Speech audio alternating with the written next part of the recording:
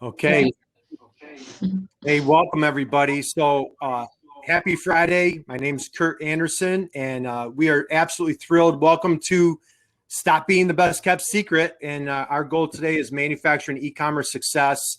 And as before I introduce our amazing, incredible guests, and I hope everybody's sitting down for this one. It's gonna be great. Damon, we missed you last week, buddy. Damon's father has been ill, and he's visiting his father. So he's doing this program on the road this week. And so little tech challenges, but Damon, you've been in our thoughts, our prayers, your entire family. So we wish you the best, and we're thinking about you, buddy. So thank you for coming on today. Hey, I'm happy to be here, Kurt, and just thanks a lot. I really enjoy doing this, and I'm really excited for the presentation today, but thanks for the well wishes. Absolutely. So, all right. So no further ado, we're going to do our introduction. So in Dyci, I've been practicing this all week. So let's hear it. I can't roll my tongue. So Dyci Manns Sfregola. How am I? That's Sfregola. Sfregola. Thank you. So folks, Dyci is absolutely amazing. She's one of these folks, you have a conversation with her, you feel like you want to run through a wall. So huge laundry I hope list. Run through a wall in a good positive, kind of like that, you know, with the concussion protocol kind of way. You know what I mean? Yeah. So Dyci, welcome. And if I look down, I see somebody's in your arms. Who's with us today? Little Alessandro is here sleeping. So, wonderful. Right. Hopefully he'll sleep through the rest of the time. Awesome. That's absolutely wonderful. So God bless you. This is great. So guys, just a quick introduction on Dyci. So she is, I have like so many notes. I'll take up all day talking about Dyci, but supply chain evangelist, enthusiast, digital supply chain enthusiast. She's a connected planning evangelist and a status quo challenger. And this one, Dyci, I love, a multi-potential light. Yes. Those are in quotes. I love that. So if you've never seen the TED Talk, look it up. Exactly. Right. So long history. You have your bachelor's is in Spanish from Georgia. You have a master's in engineering management. So kudos to you. Many awards that you've won. How did you get into supply chain, and like how did you and you call it, this is your passion and your calling. How did you end up in supply chain? I ended up in supply chain through sales, actually. So when I went back to get my second bachelor's in industrial engineering, I started working as an account executive for a 3PL that serviced small and medium businesses, and strictly on like the logistics side, transportation side, getting product from point A to point B. And in learning about logistics, and being in school, learning more about supply chain, I started to understand that this is actually pretty interesting and pretty fun, pretty cool. It's one of those fields that I don't think gets kind of like a sexy rap per se when it comes to, fields to go into. I actually talked to some students maybe back in March or April. It was early COVID disruption, being at home time. And I was very curious, like, why are you guys studying supply chain management? And I said, well, I heard that like one CEO that I really admire did supply chain. So like now I want to do it. So I think supply chain is definitely one of those,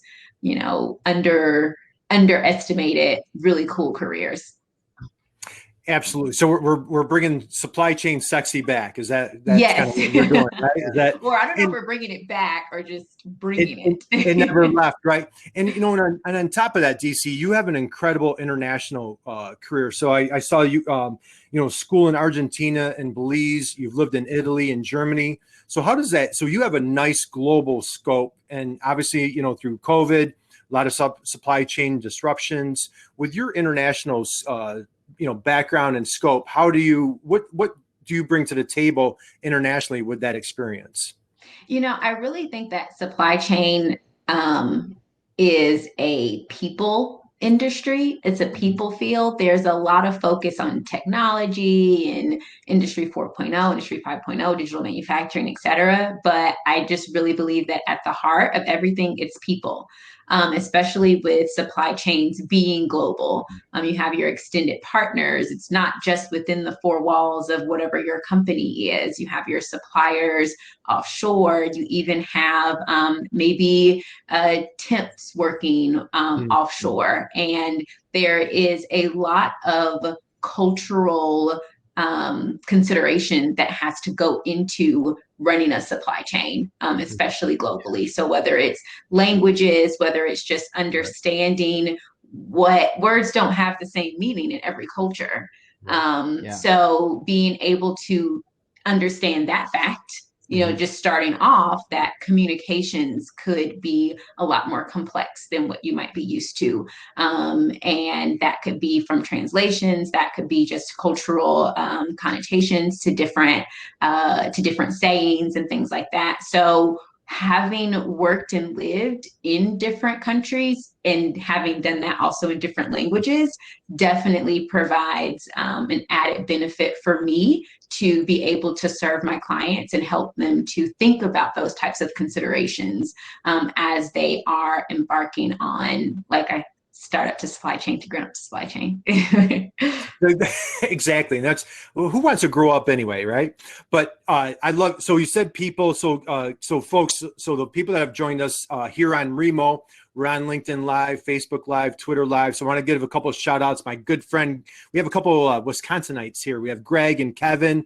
My friend Reggie from Chicago's on, Tanya, Valerie, Winnie, sending my love to you, my dear. So great crowd. And I'm glad that you brought up people, DC, because on, and you guys feel free to drop your LinkedIn profile in the chat box. I put DC's LinkedIn profile in there and her website. I strongly encourage you, please connect with DC on LinkedIn. Check out her website. DC, you had a couple of great things. So like I view you as like a lot more than just supply chain, a digital transformation. It's kind of like the way I feel that you preach. And what's great, you talk about data readiness, people readiness, and process readiness. So like, let's talk a little bit about that people process. How do you say a manufacturer, sometimes you run into that resistance, or you talk a lot about different departments and different silos. How do you bring that communication gap? How do you pull those people together? Yeah, definitely. And I'm going to share my screen just because I put together, and I don't know if you guys are going to see yourselves, which is totally awkward. No one likes to see themselves. No, we won't. Just quickly, as you mentioned, that kind of like the people, the business transformation, the data readiness.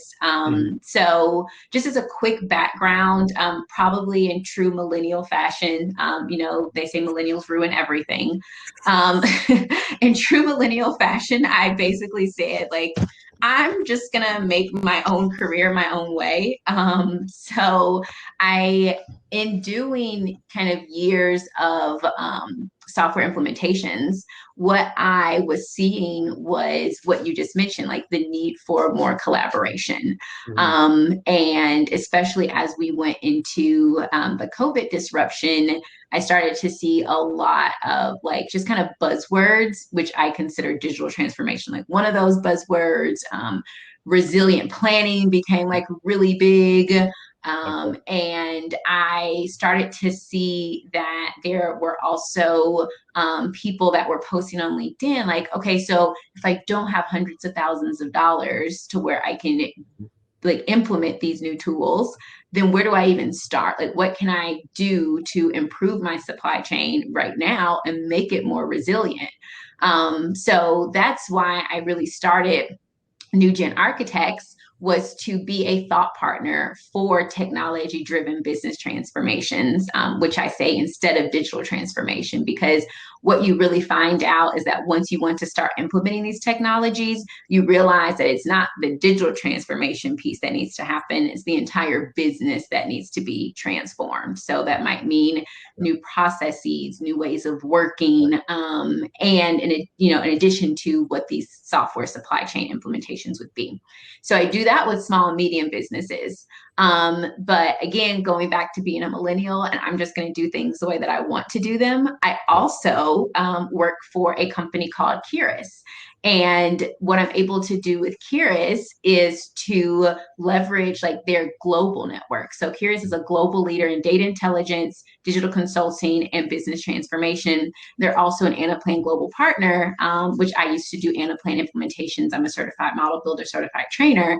And through them, we service enterprise customers. So customers that are ready budget-wise for, implementing a new tool, but they still need help with those processes. So I want to make sure that we're on the same page when we say supply chain. And I'm interested in, people who are on LinkedIn, Twitter, Remo right now, what they consider supply chain, when they think about working at their jobs or working at their organizations. If you were to ask someone at your company what supply chain is, I have seen a lot of people that might say, oh, it's logistics, it's inventory, it's purchasing, it's procurement, it's the actual just manufacturing of products. So the breakdown and collaboration and communication, I think, happens right from the beginning when you say that supply chain is only one of these things that you see on the screen. So what happens, and this is kind of what you and I talked about, Kurt, many, many weeks ago, is that as you're starting to get into manufacturing and thinking like we want to go e-commerce, we want to digitalize, we want to, begin our digital transformation journey as well, people say, okay, like we're just going to do this piece of manufacturing without thinking about all of the other pieces that are also involved in that. So you have to collaborate with manufacturing and finance and the marketing team and the sales team and the data team to understand if you have the analytics that are going to be able to inform and give you actionable insights into what decisions to make, when to manufacture, what to produce, when to produce it, where to send it once it's, are you going to have a different warehouse, things like that. So those types of questions and decisions have to happen with everyone involved in the organization. Because if not, then you can't execute on the demand plan and people are wondering why, but it's not the technology always. The technology might make it faster, but it's the actual process of making sure that this information is shared with the next team. You can't, the sales team and the demand team has to consider the production capacity before they say, yes, customer, we can fulfill this order, because then you can't fulfill the order because you don't have the capacity and the customer is upset and everyone's pointing fingers at the other person. Right. So you really have to collaborate on that. When you and I first met, back months ago, and we had a casual conversation, and you just crushed it with, we were talking about e-commerce, and you were talking, folks in sales and customer service can't get mad at the people in shipping if they're not prepared for this whole e-commerce strategy. And I just thought it was so brilliant. And I was like, Dyci, you got to come on our program, So, and what I'm, tying in with your program here, another great takeaway I saw in our conversation and on your website, having a priority policy. Right? Yes. Prioritizing your policies. And I just love how sometimes we're just kind of winging it and just throwing caution to the wind, which if you're a small business, sometimes we need to do that. But in a more structured business, we need to have that healthy communication, exactly what you're describing here. And to that point, you can be a small business and have big business processes in place. Yep. So I like to work with the small businesses because there are things that can be done and there's a lot of value that the small and medium businesses are able to get out of it when they might look at themselves and say, oh, well, I'm not Coke, or I'm not Nestle, or, I don't have all this money or unlimited resources. Not that these companies do have unlimited resources, Right. but you can still achieve a lot of productivity, higher margins, happier customers, longer, time customers, loyal customers, if you implement some of these processes. No, that's perfect. Yeah. And I don't know if this is off program a little bit. I love your background in 3PL. So let's just talk about that for 1 second. So our program is tailored for manufacturers. So in a lot of times they're a little uneasy, or, hey, we ship truckloads, we ship pallet loads. We're not prepared to ship the ones and twos or go that direct to the consumer. With your 3PL background, what would you say to a manufacturer of like, hey, you could outsource this. You can still live in that truckload, pallet load world and bring that pallet to a 3PL and let them do your full fulfillment. So for someone that's brand new to 3PL, what would you kind of tell them to kind of break that overwhelm or that resistance on like, that's a real viable solution for you? That's a really good question. I'm actually going to go to the next slide, Oh, perfect. just because it falls into some of the questions that I would recommend that if as you're going on this e-commerce journey, kind of as you mentioned, you're going to be maybe doing smaller packages now, as opposed to the big pallets and truckloads or LTL. Mm-hmm. So, two things there. First off, there is a book that I wrote a chapter for that specifically answers a lot of these questions. Right. And I will get you the link so that you can share it with people. It's Demystifying Logistics. And the chapter is specifically about logistics service providers. And at what point do you decide if you are going to handle your logistics in-house with your own fleet, if you are going to use a 3PL, or if you're even going to leverage a 4PL, depending on what you need. So what I would recommend for people to do is, I actually have a question here. How are you going to manage, so right here in the middle, I don't know if you can see my cursor, how are you going to manage new lead times and delivery destinations as you go on your e-commerce journey? And then what are the profit margins and cost considerations going to look like? So when you are thinking about going on this journey, at the end of the day, you want to serve your customers. You want to get more customers. You want to get new customers. And if you consider your 3PL or 4PL options, what their service level agreements are, what their costs are, it might make sense. But you also, of course, have to weigh the pros and cons. If you go to a 3PL, 4PL, you could lose some visibility depending on what, their system maturity is. You might lose some control. So you have to weigh those possibilities. But there are lots of 3PLs out there that are actually, specifically the 3PL that I worked for, focused again on small and medium businesses. And what they were able to do is that you, as one individual company, cannot access the prices of bulk shipments and things like that, but pulling together all of the other customers that this 3PL serves, you're able to access shipping rates and freight rates that are actually very beneficial to being able to serve more customers and to be able to gain more market share through serving the e-commerce sales channel. So it's definitely something to consider. It's not a one size fits all, but I don't think that people should have apprehension about it. It's just something you do the analysis and you figure out if it makes sense in the context of all of the other questions that you should be asking yourself. How are you going to serve the customers in e-commerce? How are you going to plan and manage the demand? If there are any new systems, are people ready to use the new systems? And then at the end of the day, you want to get more customers, but how are you adding value to those customers? And are you considering the voice of the customer as you're making these decisions?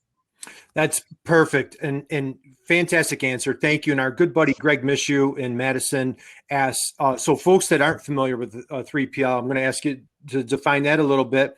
And just so 100 years ago, I had an e-commerce business and was kind of outgrowing me. And so what we did to help us scale the business, and this is back in the 2000s, nine-ish, we went to a fulfillment center, and that's what they specialized. That's what they focus on. They were much, much better than me. And it helped me because the amount of investment I would have had to make to, put out a full-blown fulfillment center for my own company, it was cost prohibitive. By me going to that fulfillment center, it allowed us to scale. So DC, for folks that aren't familiar with 3PL or like fulfillment centers, can you just touch a little bit on what we're talking about here? Yeah, so a 3PL or 4PL is a third or fourth party logistics company. And they do exactly what Kurt just described. They allow you to focus on your core competency. So if your core competency is research and development or production, et cetera, really having the in-house technology and the in-house skill set of doing network optimization and lead time optimization. And like they have the transportation management systems and the software to make sure that you're optimizing lead times and you're optimizing costs. Sorry, someone just woke up. You're optimizing your costs, and you're serving customers in a way that is beneficial for both you and for them. So they might have certain expectations of delivery times, and you have certain guidelines and guardrails from finance of what your freight costs can be. So what 3PLs and 4PLs do is they allow you to leverage their core competency, which is transportation and logistics. They can also help with warehousing. They can help you determine where you should warehouse your products. They help you determine what is going to be the best shipping method for your products. If you are a small business or even a medium-sized business, actually, I take that back. There are even large corporations. I've worked with billion-dollar businesses that use 3PLs and 4PLs because their core competency is something else. It's really basic. I look at it as basic economics. If you take an economics course, high school, intro to college 101, all countries don't make everything. You trade. So if you're really good at making cars and I'm really good at farming, I'm not going to try to farm and make cars, and you shouldn't either. We'll trade on that. So your 3PL is kind of similar in that you can focus on what you do well, and the 3PL can focus on what they do well. Yeah, and I think in my experience, I've had clients that have done all 3PL, and I have clients that have done a mix of 3PL and in-house and all in-house. And I'll tell you, when you're using a 3PL, the one thing that is nice, if it's cost effective, you can scale much faster, because if you're really good at building your product or selling a product, those two things, but that whole getting it out to the customer in a timely fashion is what you're not good at. A 3PL is awesome at doing that because you don't have to worry about it. And when you're starting this, most people don't understand that if you're on a platform like Walmart or Amazon, you have to tell them how many days until you ship product. And when you're having trouble internally hitting that consistently, it hurts your ratings on those platforms. And sometimes you even get fined. I've worked with worked with a client recently in December, the beginning of December, and this was a large corporation, but just in the month of November they had $950,000 in fines for not meeting the service levels of like the grocery stores that they distribute through. Yeah, especially into retail. If you're into retail and you do it, you will get fined and those kind of things.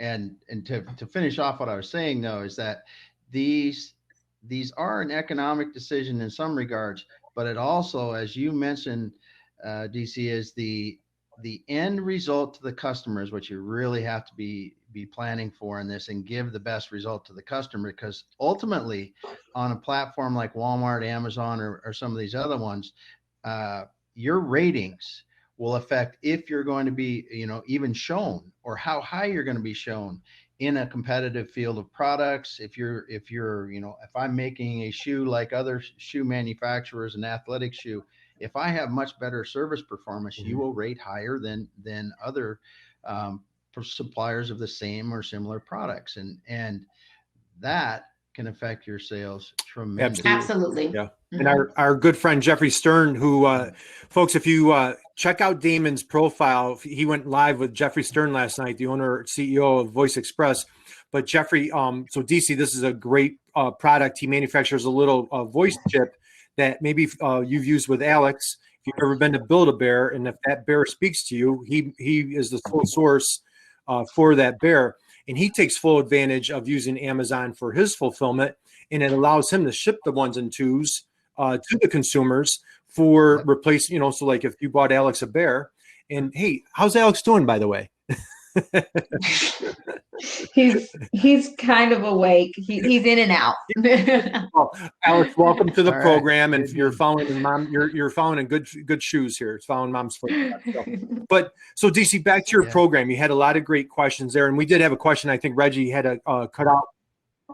But Reggie asked, if I'm a custom manufacturer for industrial users, can it still be useful to use e-commerce to find customers? And are there any e-commerce tools for B2B?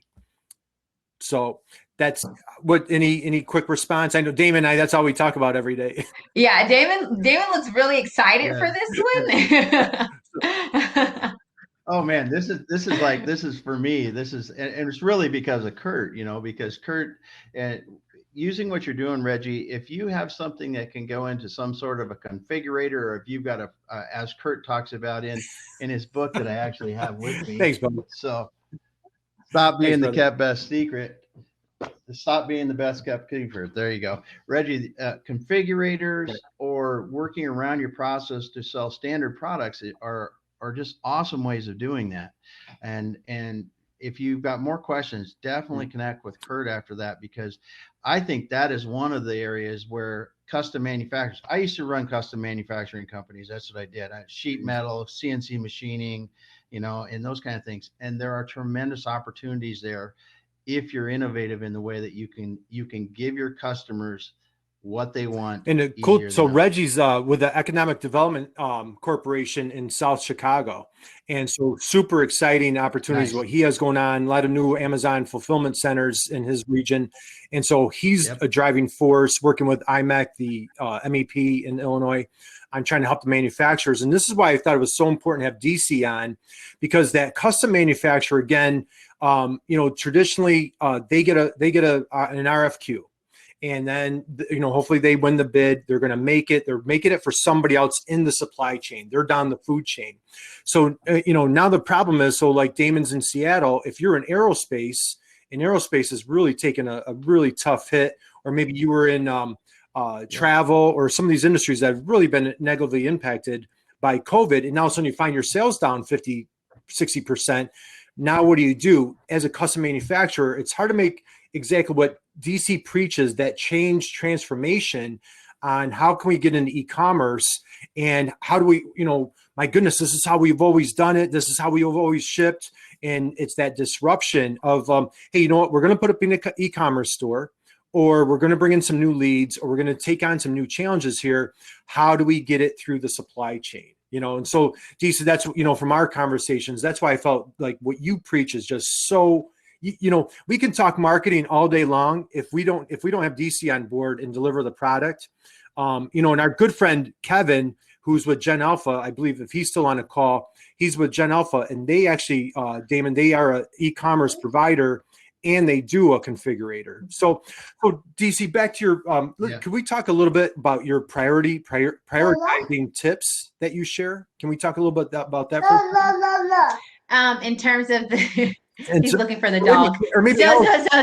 Maybe Alex wants to answer that for us. No, my son is I think he's a late bloomer talking wise. So he says Mama Zozo no, which is grandpa in Italian, and hot Nice. in English. So he won't be the great source to answer this question. He speaks more languages than I do already. So Yes. in terms of prioritization, Kurt, are you referring to like customer prioritization or demand prioritization or supplier prioritization or all of it? Just prioritizing in general. How do you pick those priorities, by the way? You know, so let's talk internally. Let's talk about it from either people's side or like, again, getting that flow through your system. Again, our custom manufacturers, if they're concerned on like, how are we going to get this through without bottlenecks or that type of thing? How would you talk to the manufacturer from an internal, the team, getting everybody on board? You talk a lot about leadership. I guess from that aspect is what I'm asking. Yeah. I always start with a business analysis and diagnostic because it has to make dollars to make sense. Mm-hmm. So, what is where you're going to get the most impact financially, and then what do you need to do there? So, and that impact financially might either be a cost reduction or a way to increase profit and margins. I don't want to say revenue because sometimes increasing revenue causes you to increase variable costs, and then you end up, at the same point. So I always start with a diagnostic to understand and look at which processes are going to give you the most bang for your buck. And then that's kind of where you start. And then once you figure that piece out, I look at a segmentation of, like I said, the customers and the suppliers. And then you can decide, okay, do we start on like the sales S&OP side? Or do we start on like the production planning or material requirements planning, master production scheduling? Do we start on that side? But you always define everything current state. You think about a blue skies, green fields state, your ideal state, and then you understand the gaps between the two. So once you understand the gaps between the two, and it's always process, people, technology, and data. Like it's always all of those things. But from there, you can roadmap, understand like resource capacity, resource skill set, budget, timeline, business impact, business urgency. You consider all of those factors, and then you actually get started.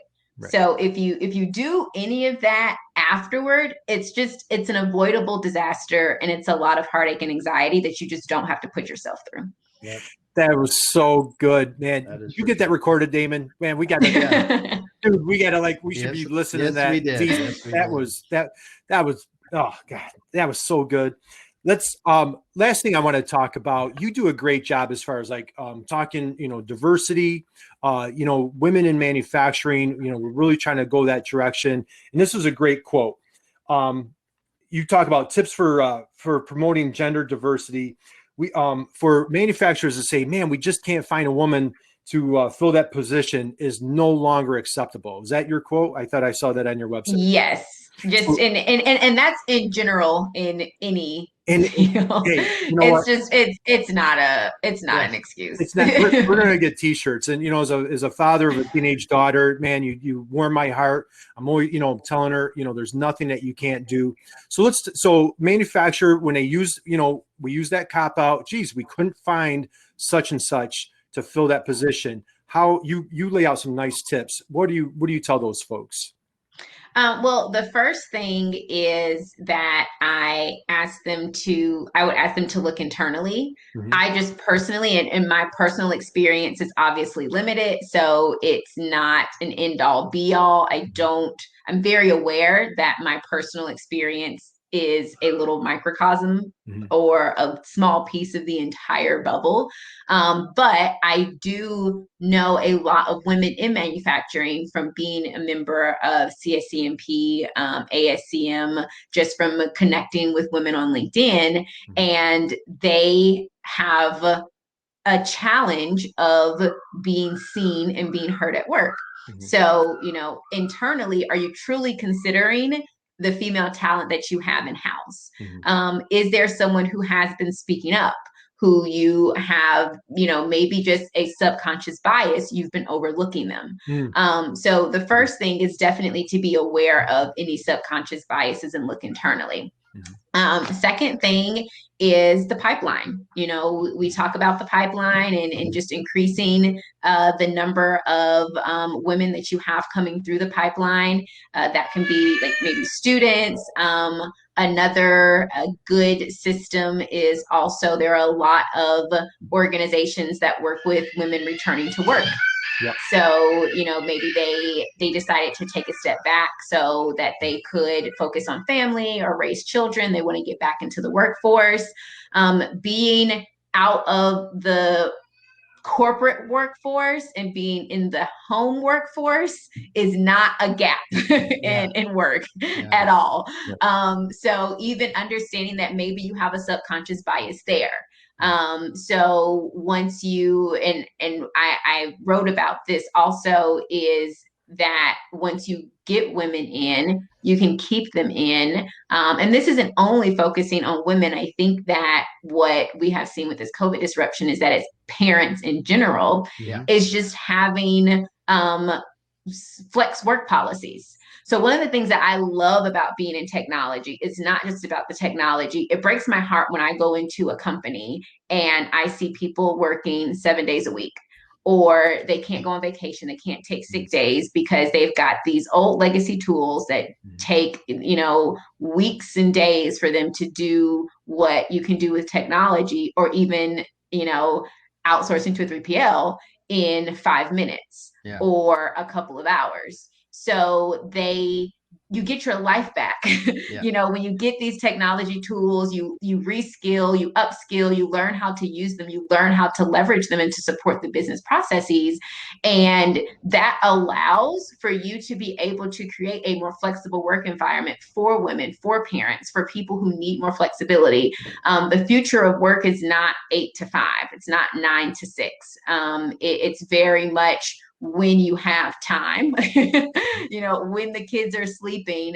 We do still have the limitation in supply chain, of course, with like the times that freight carriers are available, or the times that, we talked about retail, that Walmart will actually allow you to deliver, the times that they're doing order fulfillment. But I've even worked at warehouses that are 24/7. They're running shifts 24/7. I haven't worked at them personally, but I've seen, these setups. So the technology enables us to be able to provide more flexible work environments, not just for women, but for parents in general. And I've never talked to a company that said, dang, we shouldn't have hired as many women as we did. Like I've never talked to someone that was like, hiring all these women was really a detriment. I mean, if you look at like the research shows, the statistics show, if you look at the EBITDA, like the actual bottom line of organizations that have diverse workforces and diverse leadership, they perform financially better than companies that don't. Like it is what it is. Right. Dyci, you are such an inspiration. Folks, you've got it. So I have her LinkedIn profile. I have her website. Please connect with her. Check out her posts. Dyci, we're going to close out with a question for you. So a dear friend of ours, Allison DeFord, she's super tight with myself and Damon, and she's actually we're doing a big e-commerce program at Illinois, the Illinois MEP this week. She kicks it off on Tuesday, but she preaches and has taught us, how do we make our customers the hero of our story? Okay. So I know, like you just crushed it with that, with diversification, with diversity, with supply chain. You are just an expert and authority on all these subjects. How do you help your clients be the hero of your story? Oh, that's a good question. How do I help my clients be the hero of my story? I think I would say it goes back to just making their lives easier. So when I see that their lives are easier, Mhm. And they have achieved that. And it's always hard. Change is hard. You know, I never walk into a client and they're like, yes, we're going to change all of these processes Yeah, and take yeah, all of these recommendations. And tomorrow, like, we're going to get started. Right. It's always it's a painful journey.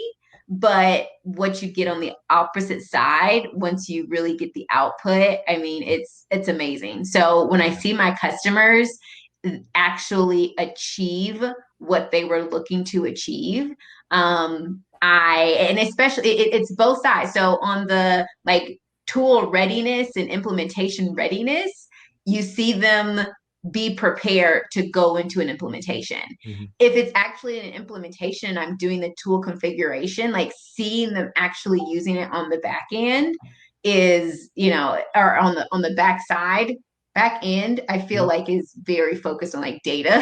Right, right. But you know, on the other side, once they come out and they have achieved what they're looking for and the tool is behaving the way they expected it to, that makes me feel good. And that makes them the hero of my story of just seeing Yep. that things get easier for them. What a Yeah. gosh, you are a gem. What a Awesome. standing ovation. Everybody, standing ovation, virtual. Yep. I tell you, when we have our conversations, man, I'm just glowing. It's just, you are just such a ball of positive energy. You're just such a gift to talk with. So DC, thank you for your time. Anything that you want to close? So we have your LinkedIn profile, we have your website. How can folks connect with you or find you or reach out to you? Yeah, I'll flash it just because I was going to share my email and everything with you guys. So I'll just put this since we're There we go. recording Yep. in case anyone needs me. Yep. So that's my direct line. You can text me, you can call me. You can send me an email. You can find me on LinkedIn. This is my personal LinkedIn, Dyci Manns Sfregola. And we also have New Gen Architects. So every week, we don't post much there. We don't stalk people. We do a tech tip every week that's literally just for like tech. If you're going on a technology implementation journey, these are some things to consider. So we post those once a week. And then again, for enterprise customers that are looking for just like data intelligence, digital consulting, then you can find me at Keyrus. That is awesome, man. Awesome. You are such a blessing. So guys, we're going to here on Remo, we're going to head back over to the table. So please check out, stop over and talk with DC. DC, please tell Alex, thank you for joining us today. That was such a privilege having DC. And folks, we're here next Friday. We are talking about how to dominate SEO for manufacturers next Friday. So you definitely don't want to miss that. So Damon, we send our best to you and your family that in the Dakotas there, that everything's going well. DC, keep you in our prayers. You're in our prayers. And DC, again, my eternal thanks. Thank you for joining us today. And this was wonderful. Thanks for the invite. It was really fun. Great conversation. Thank you. Thank you, guys. Right. Have a great weekend. We'll see you at the table. You bet. Bye, guys. We're going to be we're still live on LinkedIn. I think everyone there, thanks for listening. Love the comments. We got several good comments there. If you got any questions, we're here every Friday. Like Kurt says, we're going to go back to the tables. If you want to join us and be able to talk before and after the event with the people that you see here, you can always come to Remo. It's in the registration is in the event on LinkedIn, so you can do it then. Talk to you soon. Thank you, everybody. Thank you, DC.